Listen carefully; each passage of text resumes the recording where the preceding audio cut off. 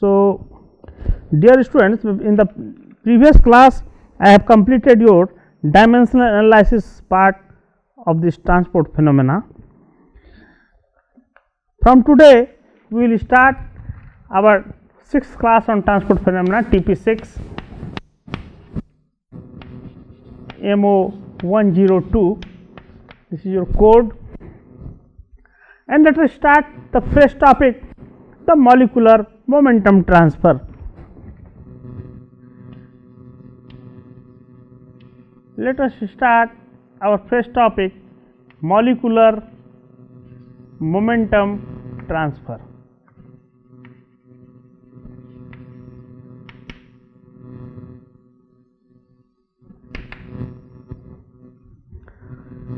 What is the meaning of molecular momentum transfer? The meaning of the molecular momentum transfer is, in such type of transfer processes,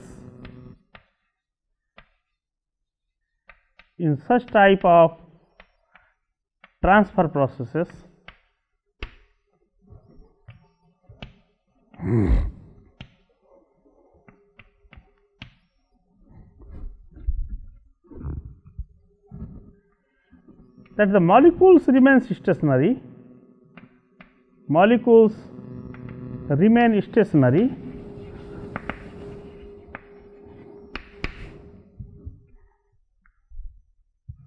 and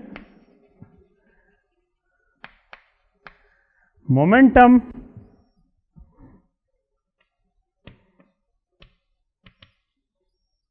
is being transferred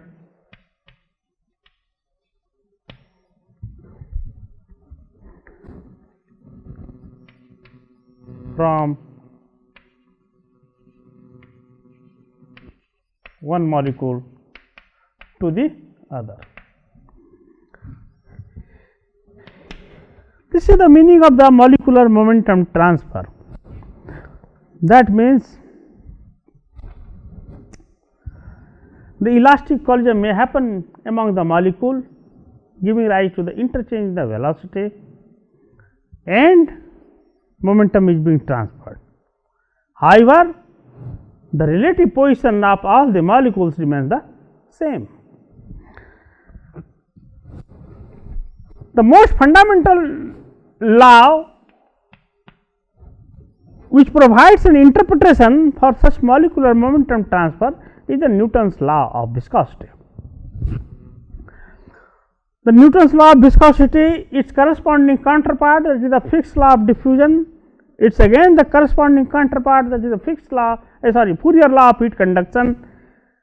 These laws can be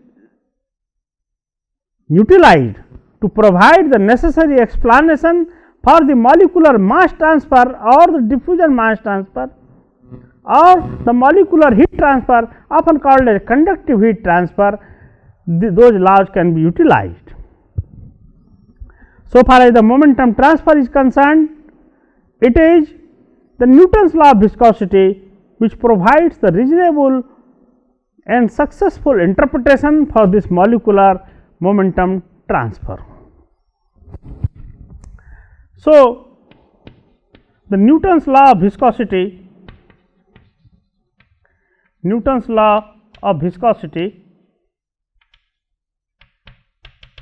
is the principal thing in the molecular momentum transfer.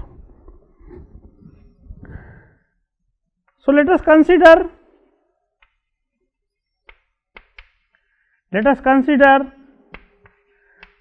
two parallel plates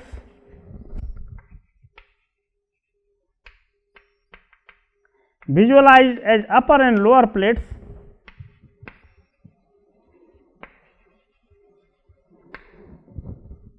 Upper and lower plates,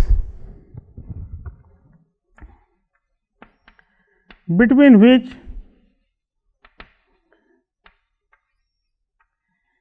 a laminar flow is being maintained.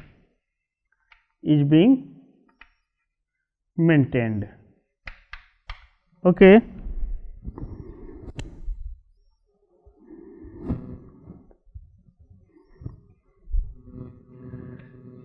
During the course of time,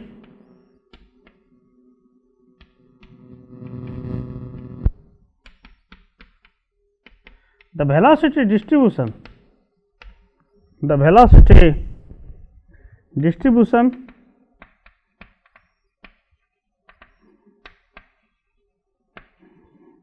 can be observed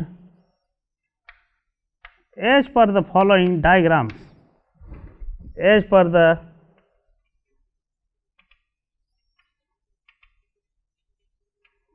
following diagrams. Let us suppose this is our upper plate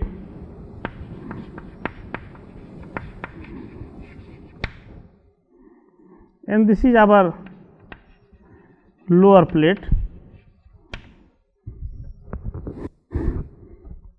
The distance between these two plates, let us suppose this is y, they measured along the y axis.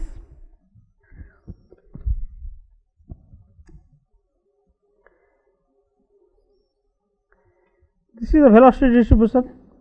If the laminar flow is being maintained, that means there is no change in the velocity is there, no change in the velocity is there.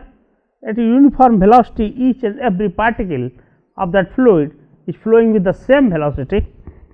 So, this is at the time t less than 0, again at t is equal to 0 same. Now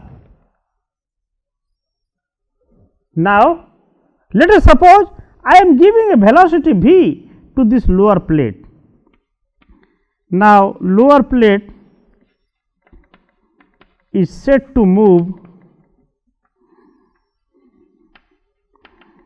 with a velocity v,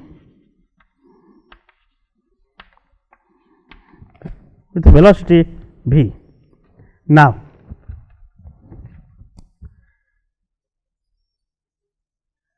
after a small interval of time, keeping the distance between these two plates fixed, that means this plate is moving linearly.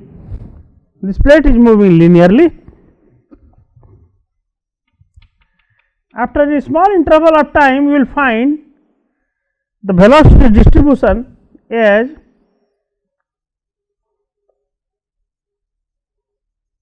this. A curvilinear velocity profile is there.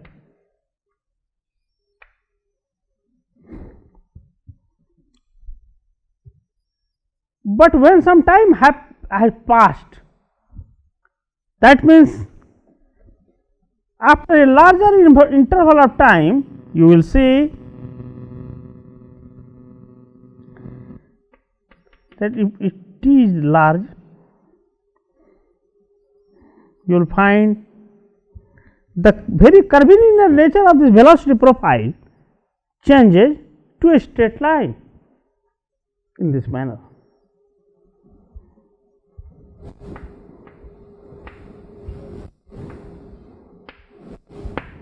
This figure A, B, C. Here let us assume A is the area of lower plate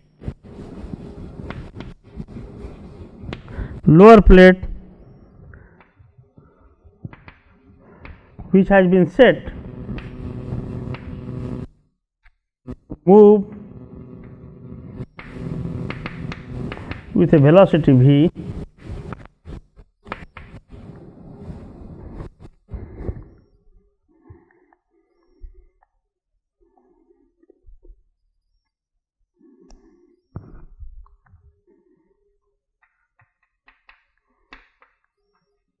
T is equal to 0, both plates are at rest.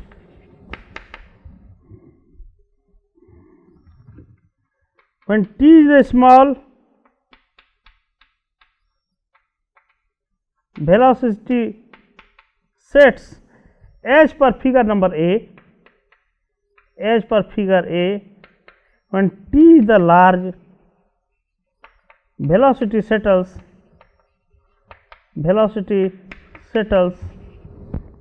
as per figure C.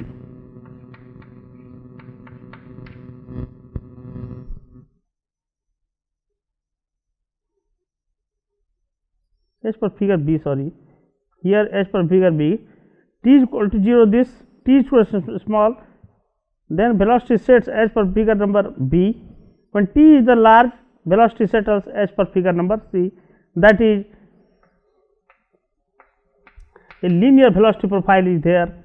Here you will find a curvilinear velocity profile is there. Now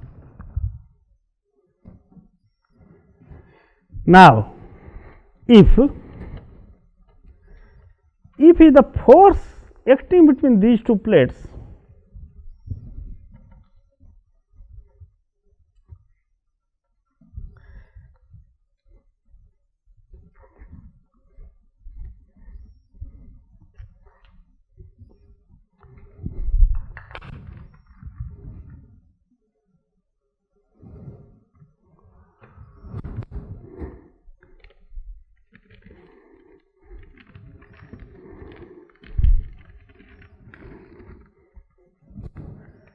when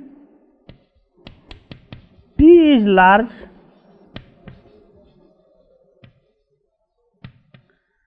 steady state conditions start to prevail, hence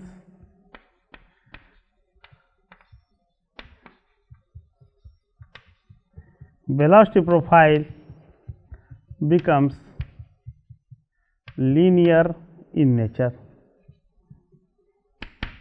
Okay.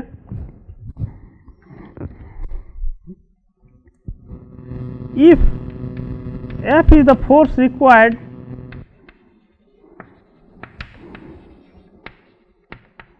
to maintain, if F is the force required to maintain the velocity of lower plate,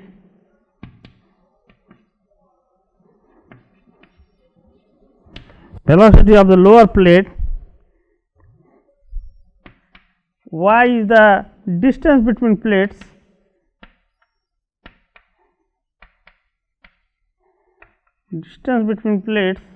and mu is the coefficient of viscosity,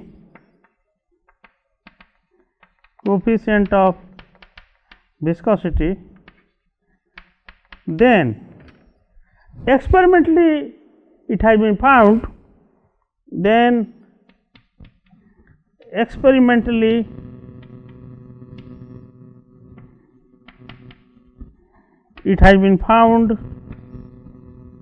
that the force required to maintain the velocity is directly proportional to the area of the plate A,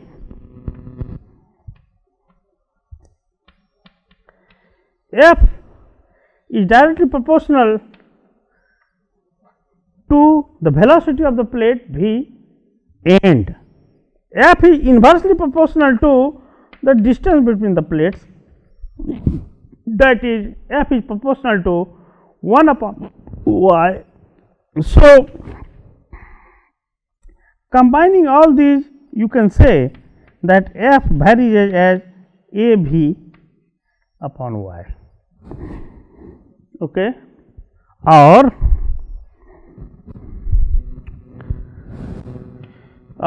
F is equal to a constant mu to AV by y, or F by A, that is equal to mu into V upon y.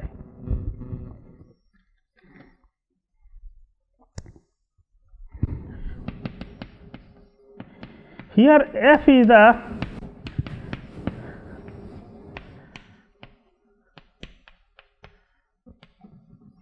force per unit area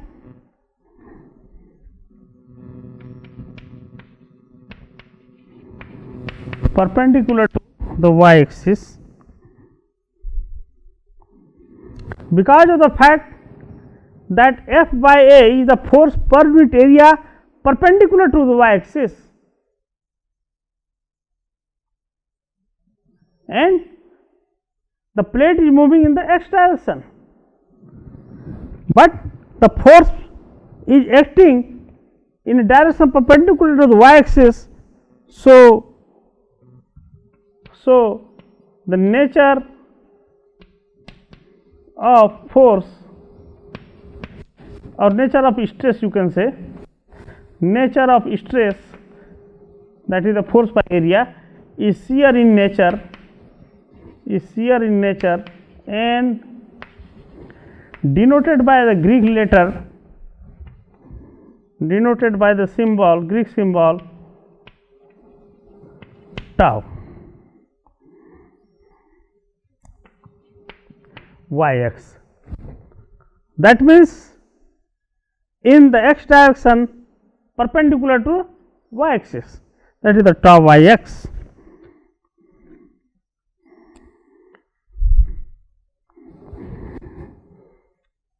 Now, as per the diagram,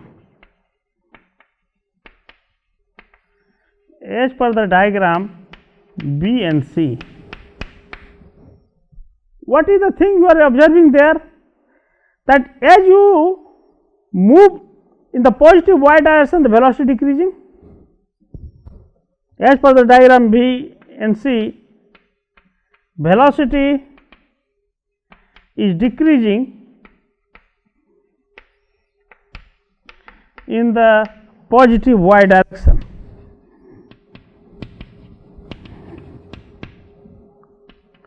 So, we can write the velocity gradient v by y is equal to minus dv x divided by dy. That means velocity is decreasing in the positive y direction.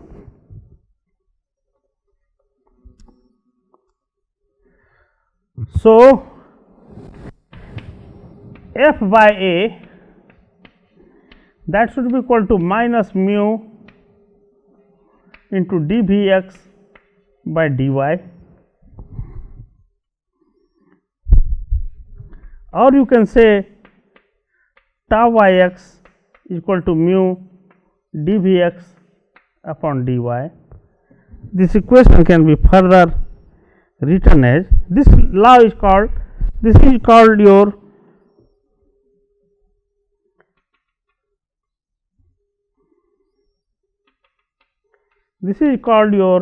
Newton's law of viscosity. Newton's law of viscosity. This tau yx may be written as minus mu by rho into rho dvx by dy. That may be further written as minus mu upon rho d by dy rho vx. This quantity mu by rho, as I have told you in the previous class, this is called kinematic viscosity, denoted by the letter mu, that is equal to minus mu d by dy rho vx.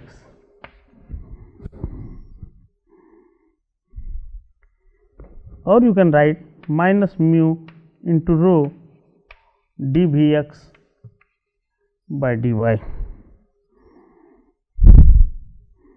This is called, mu is called kinematic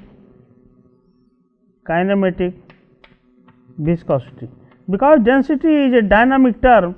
So, if you remove the density term, that is the kinetic term, from the dynamic viscosity mu by rho, you are removing rho here by dividing it by rho. So, this is called your kinematic viscosity.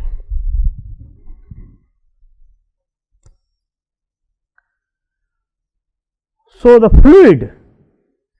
fluid which follows this Newton's law of viscosity are what are called as Newtonian. The fluid which are following this Newton's law of viscosity are termed as Newtonian fluids.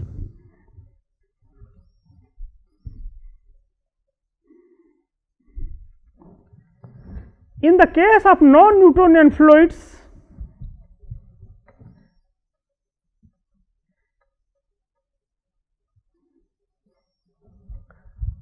in the case of non-Newtonian fluids,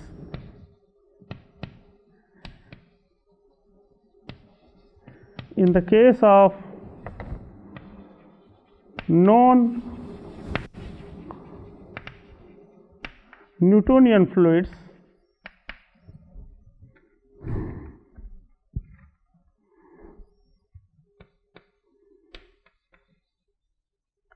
the flow behavior is complex in nature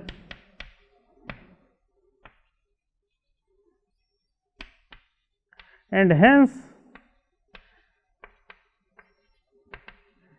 studied in a different subject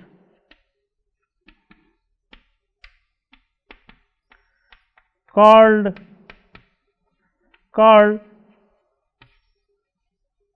rheology. This rheology is of immense importance so far as the metallurgists are concerned. Many metal processing techniques such as rheocasting, thixocasting, and in many circumstances of squeeze casting and the centrifugal casting and other metallic mold casting processes, you have to have the rheological, you have to have the concept of rheological nature of those liquid metals. So far as this rheology is concerned, and the non-Newtonian law of the flow is of utmost importance for metallurgists to know. This is called rheology. So far as the examples of the Newtonian fluids are concerned, Newtonian fluids examples are gases, simple, organic and aqueous liquids,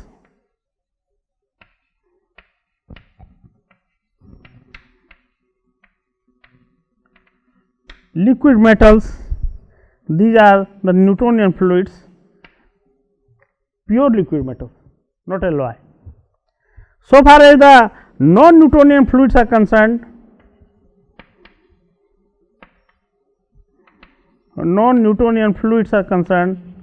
the examples of non-Newtonian fluids are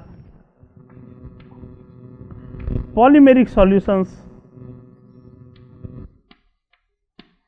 pastes. These are the examples of this non-Newtonian fluid.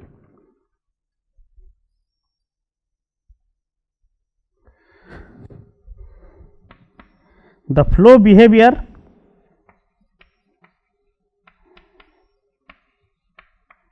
of non-Newtonian fluids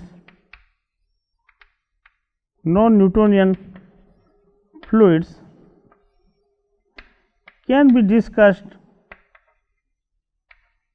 by a diagram. The diagram is nothing but this is a diagram between the shear stress and the velocity gradient for the different fluids. Let us try to differentiate between different kinds of fluids which often encounter in the case of fluid mechanics or the momentum transfer.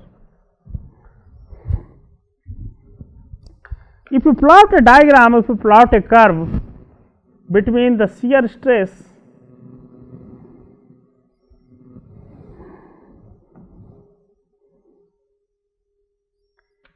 here along the y-axis, that is the shear stress, that is the tau, this is unit is Newton per mm square along the y-axis, and along the x-axis we are taking the velocity gradient. Along the x-axis we are taking the velocity gradients.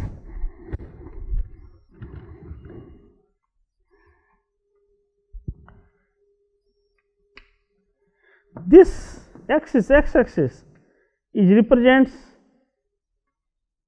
ideal fluid, that means velocity gradient is 0, it means velocity gradient is 0, it means mu is equal to 0, that means no shear stress is being created among the layers of that fluid, that is called the ideal fluid. So far as the Newtonian fluids are concerned, the flow behavior of these Newtonian fluids will pass through the origin and with constant slope. Let it be the diagram number A. This is called your Newtonian fluids. That means tau y x is equal to minus mu dv by dx, dv by dy. So, this is called your Newtonian fluid. That equation itself is equation of a straight line passing through the origin y is equal to mx. In the case of non-Newtonian fluid, the curve again passes through the origin, but of the curvilinear nature B, that is called non-Newtonian fluids. Non-Newtonian fluids. In the case of an ideal plastic fluid, the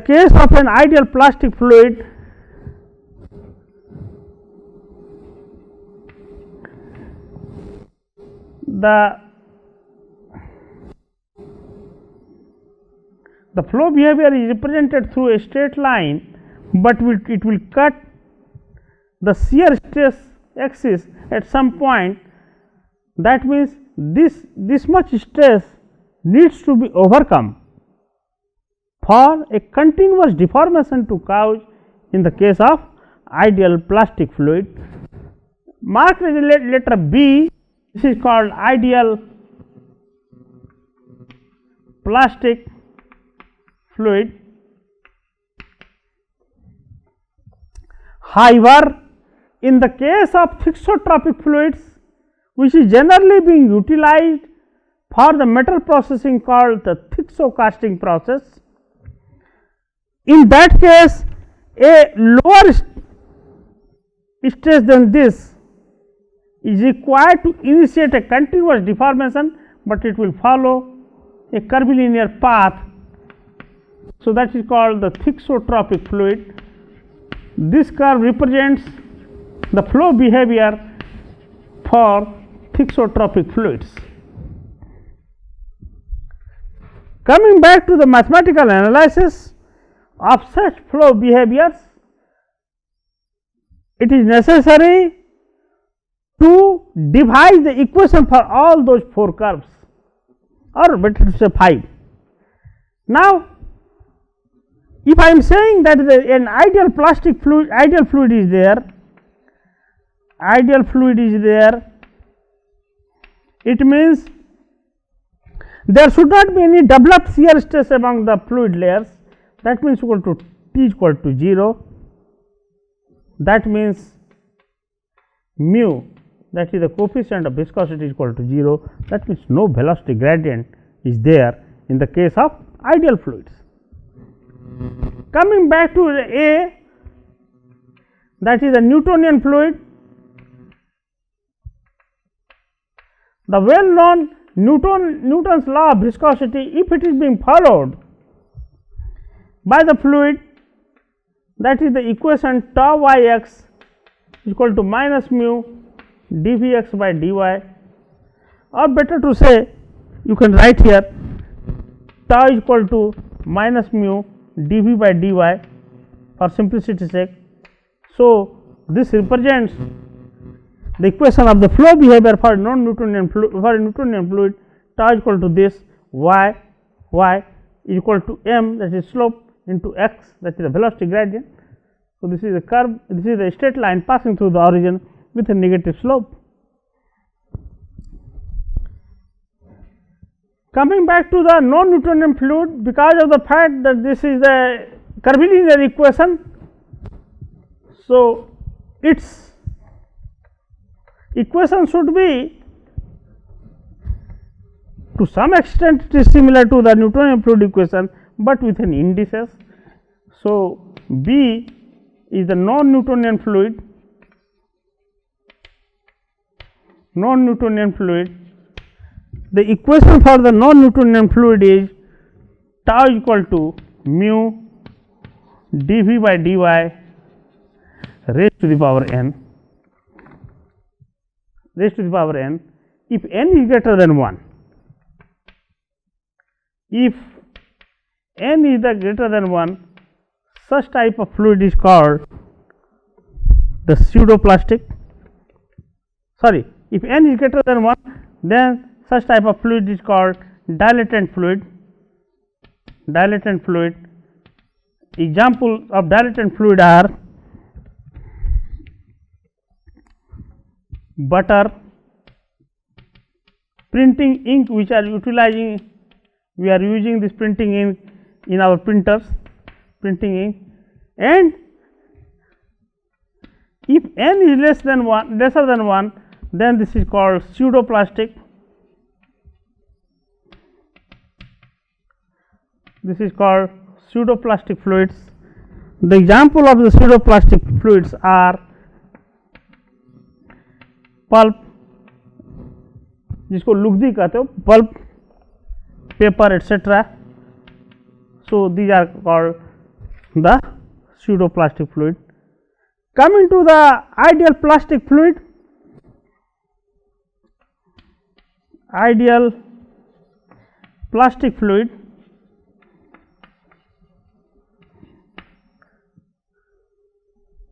the equation of such ideal plastic fluid is tau equal to a constant plus mu dV by dy. That means this line and this line must be parallel with each other, but only difference is the intercept. That intercept is equal to this constant.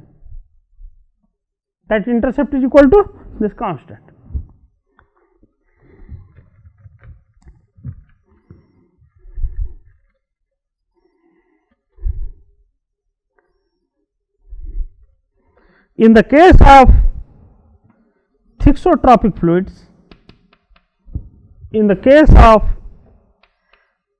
thixotropic fluids, the equation for the flow behavior for the thixotropic fluid is tau equal to a constant plus mu dV by dy raised to the power n.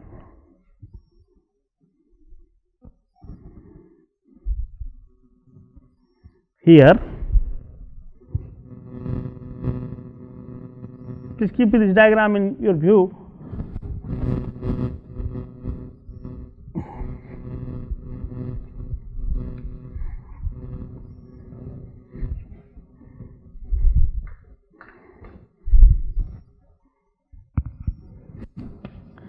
In case of plastic fluids,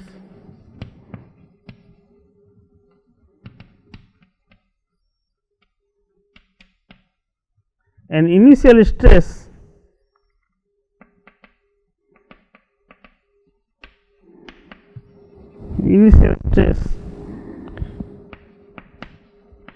is to be exceeded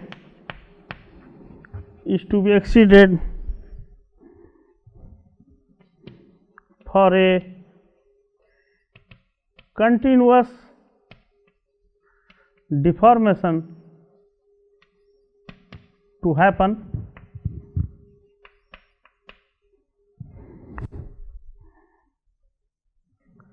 So flow behavior of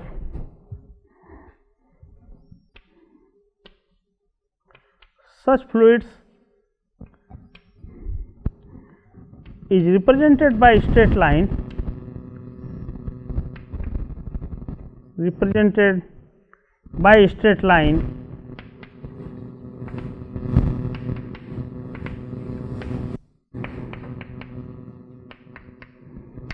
cutting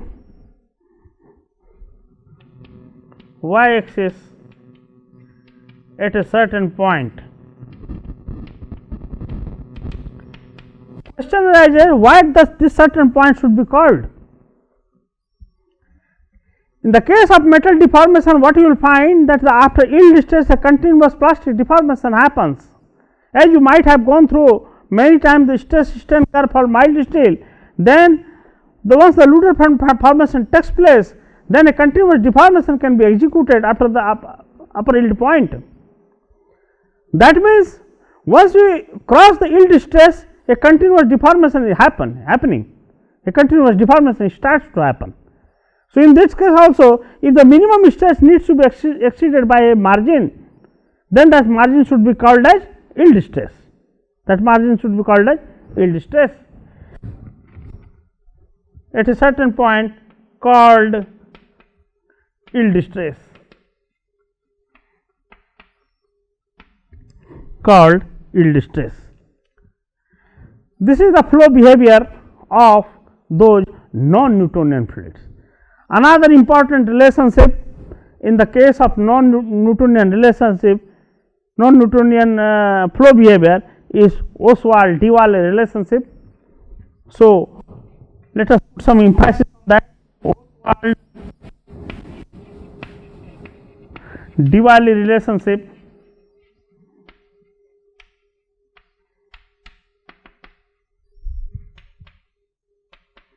This relationship is expressed as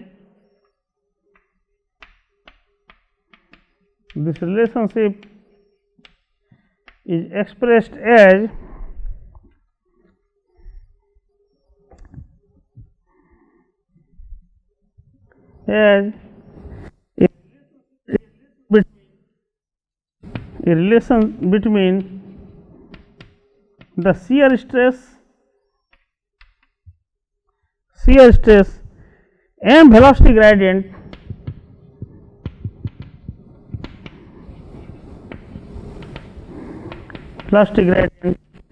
in the steady state condition.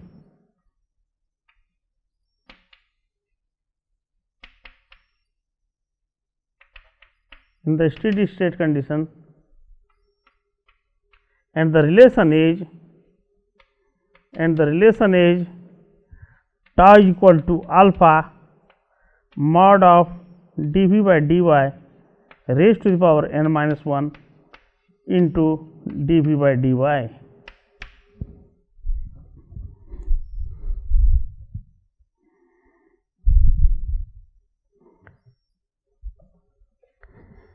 This is called Ostwald-de-Waal relationship if the value of n is equal to 1.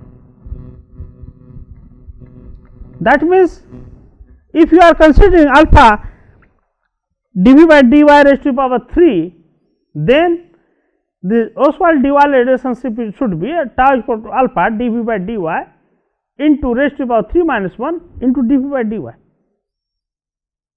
This is a relationship which is useful to emphasize the importance of this the magnitude and direction of this velocity gradient.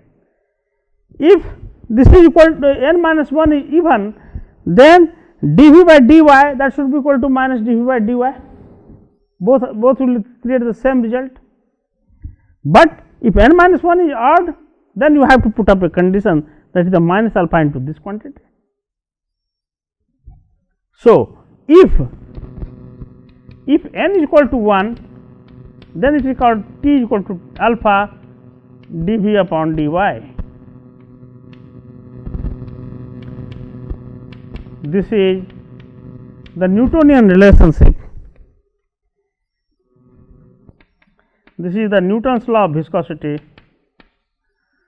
Newton's law of viscosity with alpha is equal to mu.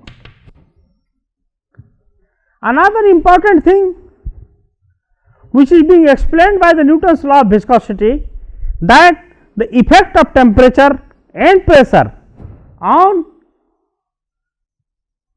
the shear stress generated in the fluid. So the effect of effect of temperature on viscosity. Effect of temperature on the viscosity. In the case of liquids,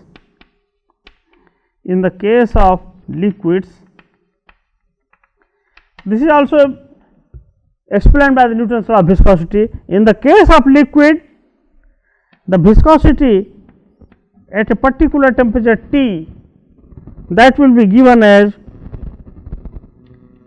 A exponential B by T, where A and B are constants for a given fluid,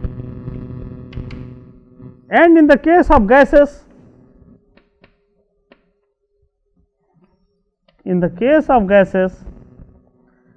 the effect of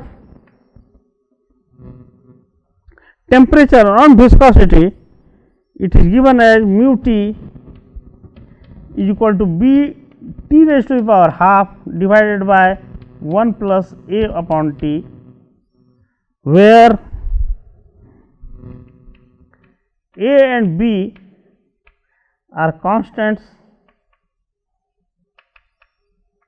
for a given gas.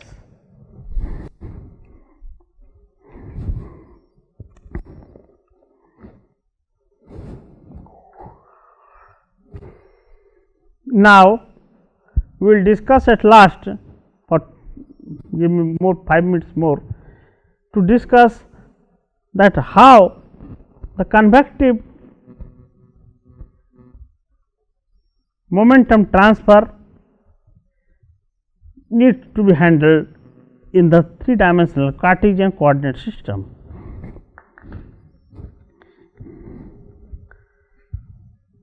So, the convective momentum transfer, this is of utmost importance for the classes to come. So, please try to understand. Let us consider a fluid. Let us consider a fluid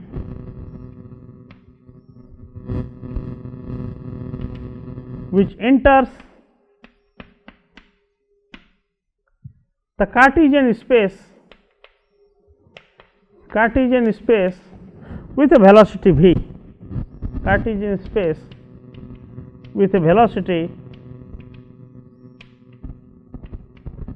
v vector, let us suppose.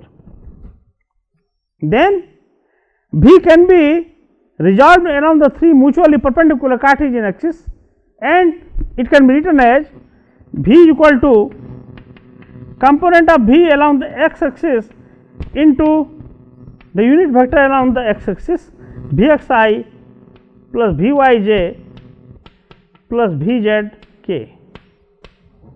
Now, in a tabular form, I will show you the different component of this convective momentum.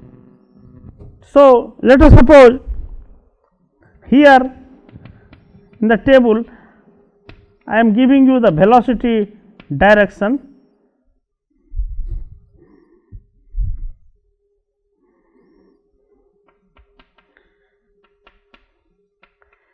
So, the flux of momentum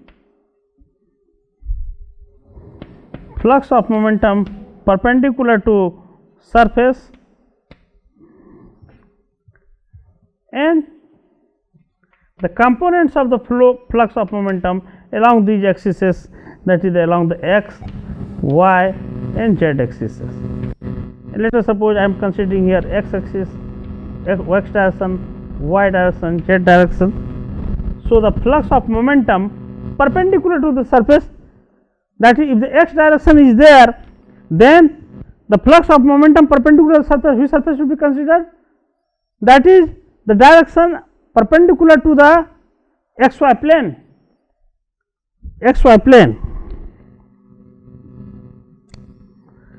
So, in this case flux of momentum perpendicular to the surface that is around the x axis, that will be equal to rho Vx into vector V, that is not the dot or cross product, mind it. Similarly, along the y axis, rho Vy into vector V, here along the z axis, z direction, rho Vz into vector V. Now, the components along the x, y and z axis should be rho Vx into Vx, along the y axis rho Vx Vy, along z axis rho Vx Vz. Okay.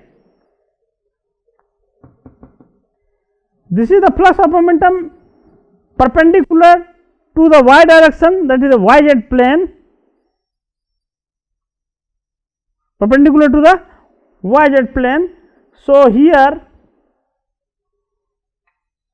rho Vy Vx, rho Vy Vy, rho Vy Vz. Similarly, if the velocity direction is z, then this rho Vz Vx, rho Vz Vy, rho Vz Vz. You can easily see the diagonal this diagonal, along this diagonal x x, y y and z z components are there. This is the basis of obtaining the differential balance equation during the momentum transfer cases. In the classes to come, we will go through the differential mass balance, differential momentum balance, etc., on the basis of these bifurcation of these components along the x, y and z direction if the fluid enters with a velocity represented along this as per this equation. Thank you.